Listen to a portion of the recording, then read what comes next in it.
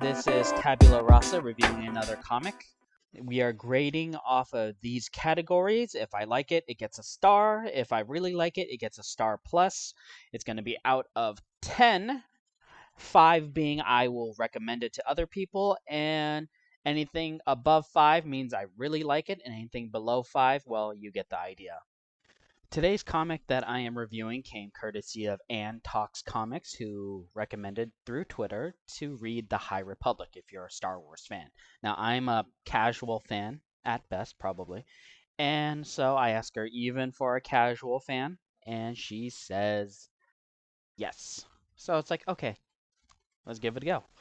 And she says, tell me what you think, which is what this video is. So let's get started in my review of Star Wars The High Republic, issue number 1. If you do enjoy these types of content, please like, subscribe, and do the YouTube thing. Okay, Chapter 1, Trial by Ordeal, is what this issue is about. The writer is Cavan Scott, and the artist is Ario Anedito.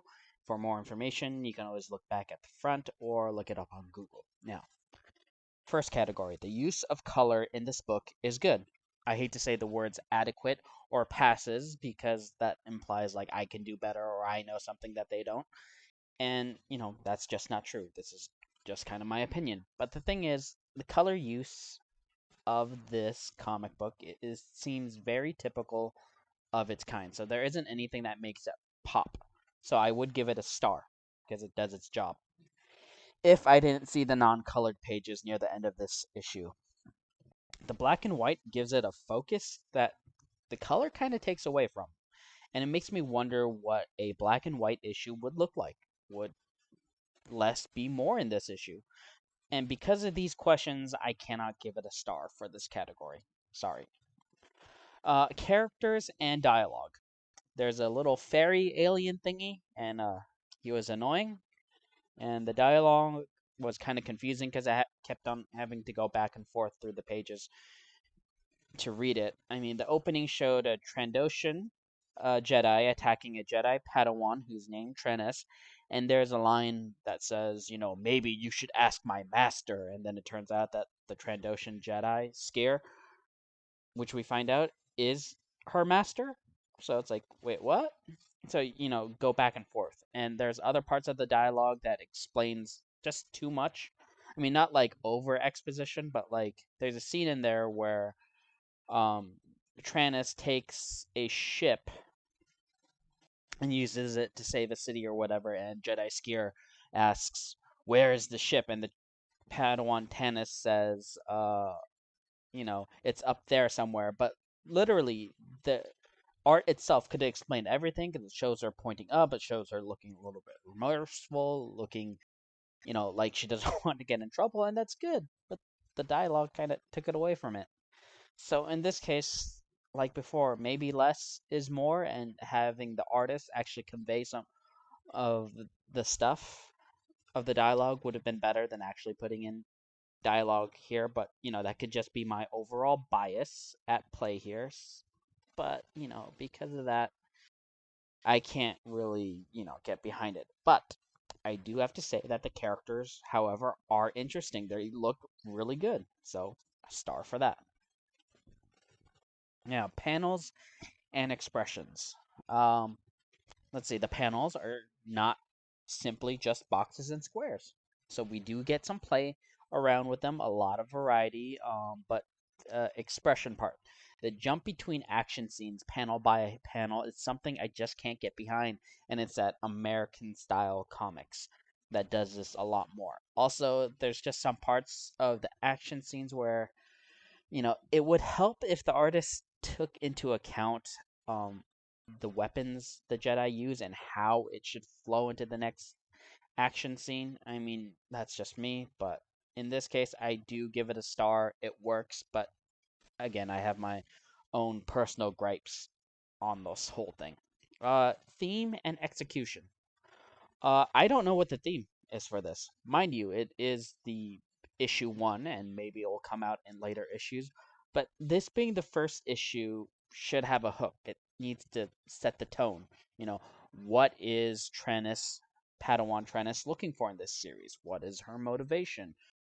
Besides not wanting to let down her master or the order in general? I mean, that's not really that interesting. I don't know.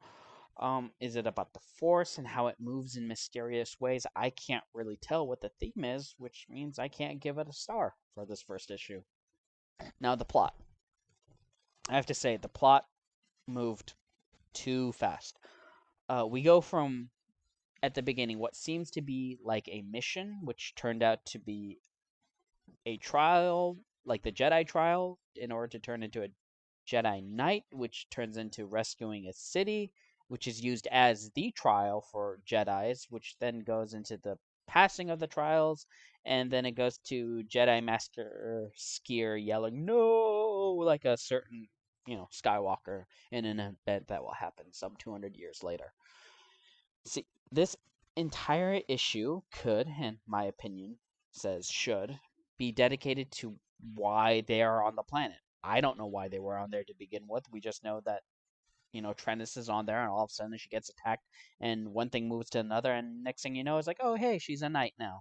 And we see Jedi Master Skier yelling, no, which means, yeah. Can't really give a star on this one. So overall, this gets 2 stars. And to Ann Talks Comics, I'm sorry I didn't really enjoy it. This is by no means saying Ann Talks Comics doesn't know anything about comics. It also doesn't mean that I know anything incredible about it either. But the one thing that we can definitely say is clearly our tastes differ greatly. And I have to say that I'm not hooked on this series, which doesn't leave me a lot of incentive to go out and buy and invest emotionally in this series. This doesn't mean, by the way, that the people who created these comics are bad at creating comics. Clearly, they are technically competent in terms of the artists who worked on this. And it isn't easy to create a whole new prequel lore, which is basically what the High Republic is. And if you're an artist or a writer who loves the freedom to create, Star Wars might actually be stifling. It's like you're creating a masterpiece oil painting, but you have to do it within the finished frame, and you only get one shot at it. So that's, not easy. And clearly, these artists are talented. You can't really be lame if the black and white um, inking is really good. And not to mention, I may have ragged a little bit on the coloring, saying it might have taken away, but again, it is typical and it is competent. If it wasn't for the black and white, I'd say I would have given it a star, but because of the black and white, it just leaves me asking questions. And so, yeah, the art really isn't the problem here, but the writing is kind of the issue, because here's the thing with Star Wars and anything that you are doing for an for an established IP. You can't have characters do feats of power or strength much better than what has already been established within the universe unless you have some sort of rationalization for it. Um, so there's a scene in this where Trannis Force communicates with the Ridadi, the giant bugs that attack the city. And the last time I've seen something like this happen in Star Wars was with Ezra, in Star Wars Rebels with the Purgles, and but the Purgles weren't trying to kill him. And there was another time when he did it with the pack of the creature thingies on that one planet, or asteroid, I should say. Yeah, it was an asteroid, and he did that with Kanan Jarrus. So we have Trennis, who we really don't know anything about, and seemingly out of the blue connects with these giant bugs, something that we don't really see in Star Wars. And then, she solves the problem, and voila. So, but that being said, it's like, you know, this is kind of a bad example of the show don't tell kind of thing, because it's like, yes, we are showing that Trennis can do this, right? But there was no indication that she could, right? Now, if you had just one scene, like at the beginning, where she is meditating in the forest and the animals are surrounding her, right? Then that would be like, okay, visual connection. I know that Trennis has a good force affinity for communicating with animals. And then if this happens, boom, I know that it's possible and it doesn't seem out of the blue. I mean, just little things like that. And another thing that bugged me in this was how the lightsabers were used. Now, there's in the trials, in her trial, apparently, she's supposed to climb up these stalagmites. And these stalagmites are apparently very fragile, so it's hard to climb up it. And because it breaks easily and whatnot. So Trennis, I should say, stops herself from falling on these fragile stalagmites using a laser sword that cuts through nearly everything. Yeah, enough said about that.